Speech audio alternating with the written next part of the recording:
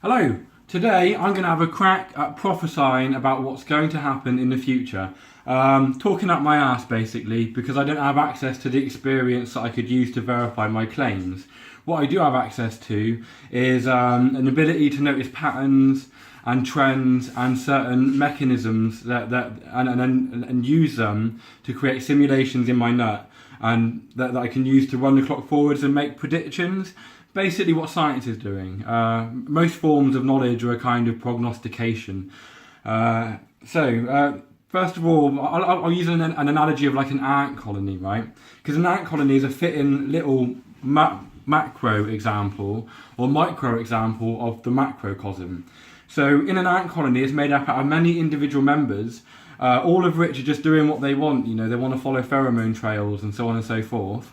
And no single ant has a global awareness. No single ant is an overseer of the entire ant colony. But nevertheless, food lines develop, waste tips develop, graveyards develop. They have all sorts of complex structures that arise from this apparent randomness and chaos.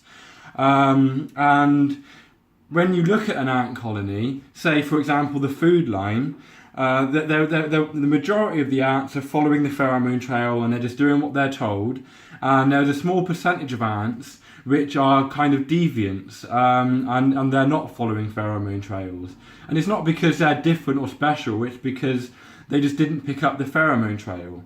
And when a crisis occurs, like say a rock or a twig is dropped between the food line, dropped in the middle of the food line, the ants that are following the pheromone trail cannot overcome this obstacle. They're stumped, right? But the deviant ants that are wandering around and going their own way, they're the hope for the colony to gain access again to that food source. So you can see the rock is a kind of crisis event that occurs, and because the ant colony has certain mechanisms in place to deal with crises, it's able to overcome them and continue survival. The human civilization is much like that. We for the last, say, 400 years, especially with the development of capitalism, there has been a kind of attempt at global oversight, and it's performed a miraculous event. We have increased our capacity to affect change in reality, but like not the magician's nephew, that's C.S. Lewis, the magician's apprentice, he finds a spell with which he can make brooms and all these utensils do what he wants. He's unable to stop this process from occurring, and it's running amok. It's running away with him.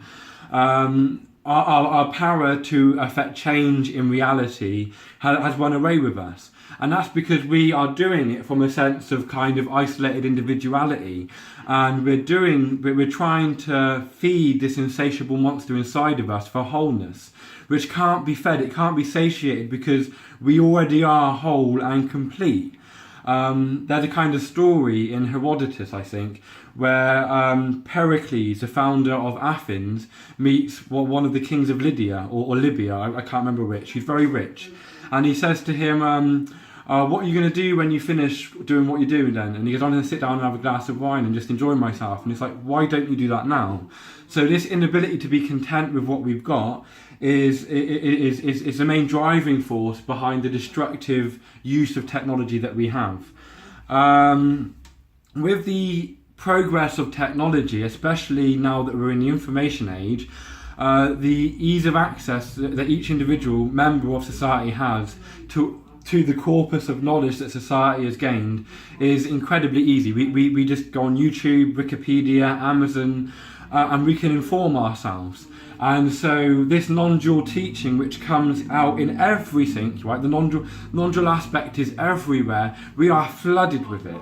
And the more propaganda there is, the more the non-duality is revealed and its capacity to be seen is shown. So, and my personal experience of non-dual awakening was from a crisis point. I was using drugs to try and make myself better. and I was on the path to destruction, and I reached a crisis point, and then a flick just switched in my head, and I just stopped, and it was easy. Before I had tried to stop, and it was hard, but after seeing this truth, it was easy, and this came about as a result of a crisis, right? So as above, so below. So as with the individual is a macrocosm, an image, a microcosm, a microcosmic image of the macrocosm. And so this planet is now heading towards crisis. Our ability to affect change in reality, i.e. our power, is immense. But it's coming from a place of lack and scarcity. We have now more abundance than ever before, yet we feel more insecure, we feel more inadequate, more unable, because the seeker will keep on seeking, right? The hungry man wants to stay hungry. But that the planet is now reaching a crisis point is an opportunity for a global awakening, and a global awakening is happening. That's why spirituality and freedom is being there. And I wouldn't say to you now, oh, you got to stop acting like this and you got to stop acting like that. Don't fight it. Stop fighting with yourself and just be. And then eventually you'll look around and then you'll think to yourself, oh, it's just a game. It's not serious. I want to play the game, and I want the game to continue as long as possible in a pleasant way. So let's optimize the game rules. And when you realise the freedom and spontaneity that comes with realising that you're not a separate individual, that you're part of the whole and you're perfect as you are, the capacity to affect change quickly is just seen. The illusion drops. Goodbye.